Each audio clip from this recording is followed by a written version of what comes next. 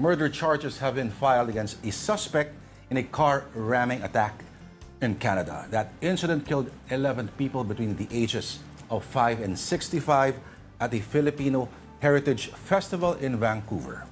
The tragedy shook Canada on the eve of a federal election, but the terrorism has been ruled out as a motive. Associated Press reporter Claire Rush explains the mood at a vigil a day after the ramming. Hundreds flocked to vigils on Sunday here in Vancouver, Canada, the night after a man drove his car through a crowd at a Filipino Heritage Festival. 11 were killed and dozens more wounded. Authorities have identified a suspect, a 30-year-old man. They charged him with 8 counts of second-degree murder and said more charges were possible. The scene on Sunday was roped off by police tape as people brought flowers. Some had been at the festival the night before and described the shock and horror of seeing the bodies on the ground.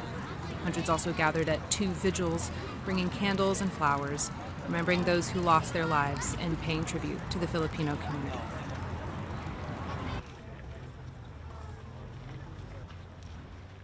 All right, at this point, let's talk to singer-songwriter Mayo Landicho, who was one of the performers during the Lapu-Lapu Festival in Vancouver this weekend. Magandang umaga sa iyo, o magandang gabi sa iyo, Mayo. Welcome sa Afternoon Delight. Welcome then. Yeah, it's a good evening na here. Say gabi na here. Apo. So it's 11:29 to be exact here in Vancouver.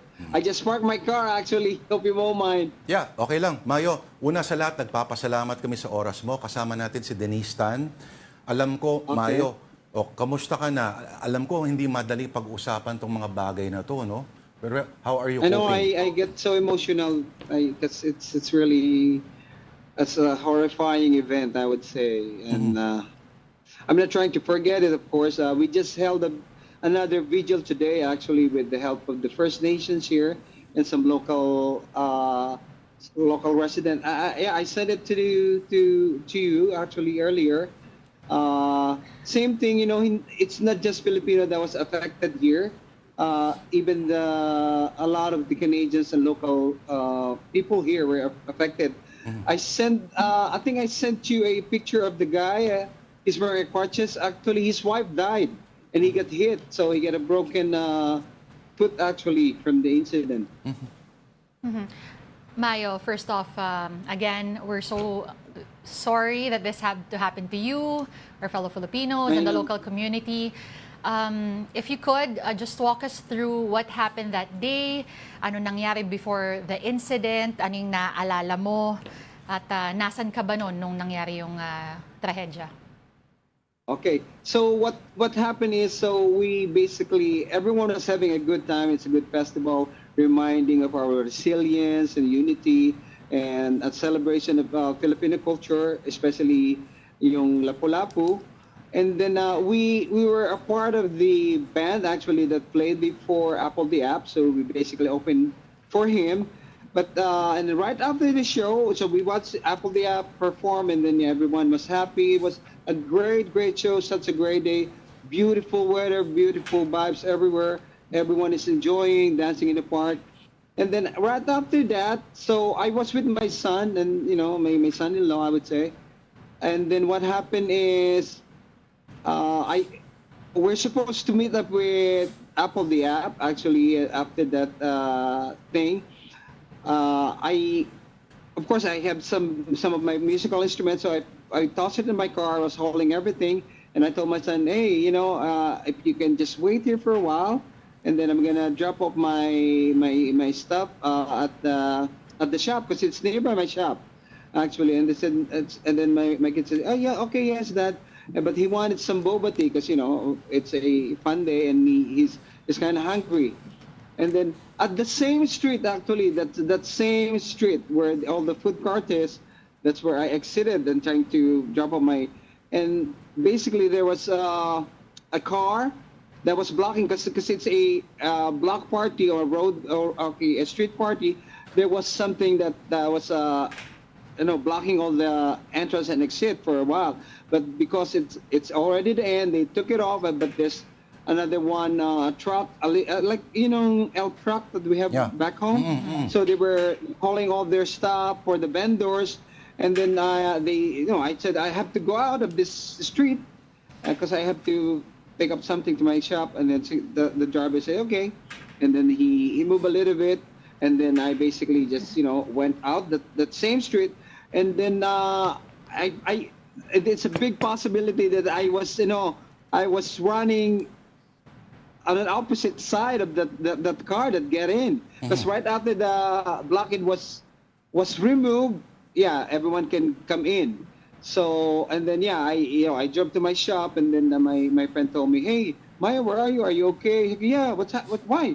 Well, it's a truck, a car, a black SUV just came in and rammed everything. They ran across the whole street where we hang out, right? Oh, and then, it reminded me of my son, so I panicked so much. Said, oh, I need to go. I need to go. And then I tried to, drive there as fast as I can. And then I was trying to call my son, but he never answered. And I was it's hard to explain. And then, coming back there, you see a lot of ambulances, and, they bring the dead and the injured people on the truck. It's because they blocked the whole thing. And yung mga exit and entrance, wala. It's been blocked by the police because it's considered as a crime scene already, right? So I have to run and across and drive around and find a parking spot and run. But I luckily before that I was able to call my Mark, and then he told me, hey Tito, we're okay. We just get out. It's like 2 to 3 minutes. If we stay there, it's probably going to be a different story. Because we were on that exact street where the car went. So, and then I just basically tried to look for our guests. The group that I play with, they are from Portland, really good rap group, and I want to make sure that they're also okay. And it just happened that one of them actually run after the guy, the driver, because he tried to escape.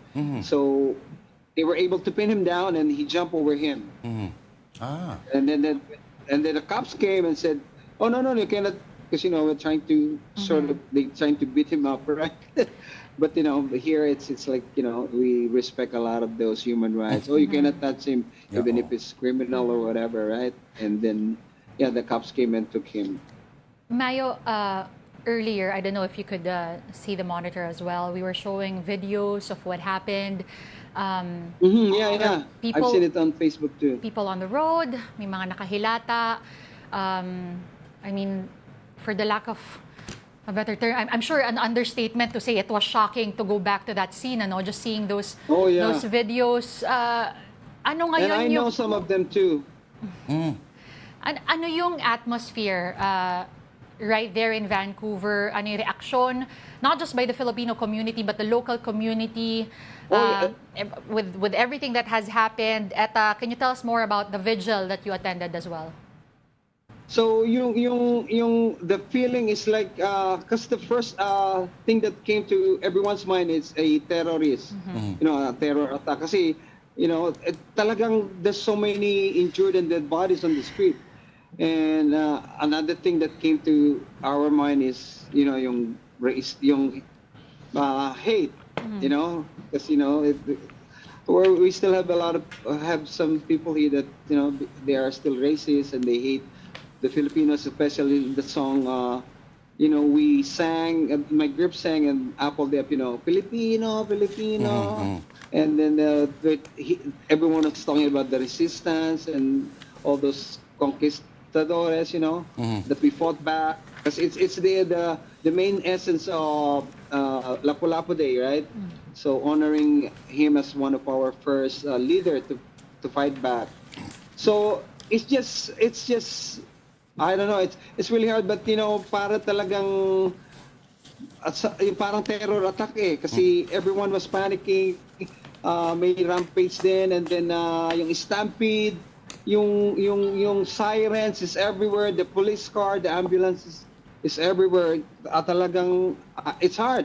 And then yung traffic, it's just nagpile up agad. And then it's hard to exit, it's hard to get in, and then they block all the road.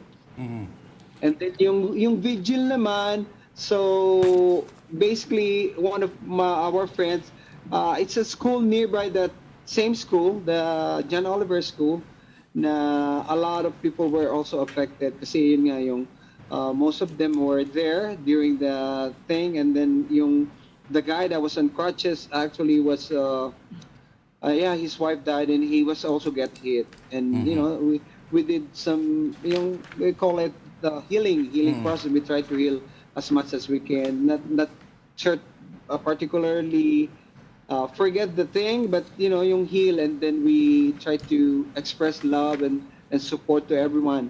And here, being here in because we are all immigrants here. Yung First Nation, we call them the the American Indian in America, but here we call them First Nation. So they also help us heal through their prayers, and they are so accommodating and love and support, and they try to make sure that we are loved and we are being supported, and they are on our side. Grabe And ba? I feel so loved din, at saka yung bang alam mo na hindi lang Filipino community ang nagsusupport sa iyo, but everyone in the community. Mayo, kami nagpapasalamat sa iyo at kami ay nakikiramay sa iyo at sa mga kababayan natin diyan, ano? Oo, kasi nga yung mga yung daughter nung my compadre was also killed. And I know them personally. She's like a daughter to me. I give her her first tattoo actually. And she's about to get married this summer. Luckily, nakasurvive yung fiancé niya with a broken leg, but still, it's sad. And then even yung bata, there's one kid that he was dancing actually where we were playing, and when Apple Dep was also singing on the stage, he was so alive, and he's a really good break dancer. He's also get hit, and with his mom. But they are now in stable condition, and at least they survived. Grabe, nakakalungkot, Mayo.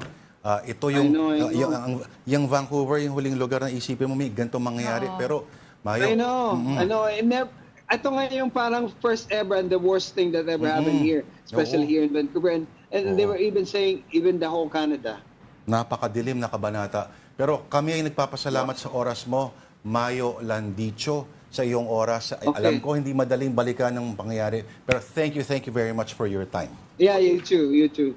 At salamat din. I know I've been receiving a lot of love and support and messages from everywhere, and same thing with my family from back home. I still have a lot of family from there. Salamat sa iyo. So, From Vancouver, salamat din. Canada, si Mayo Landicho, singer-songwriter, tattoo artist. Thank you, Mayo.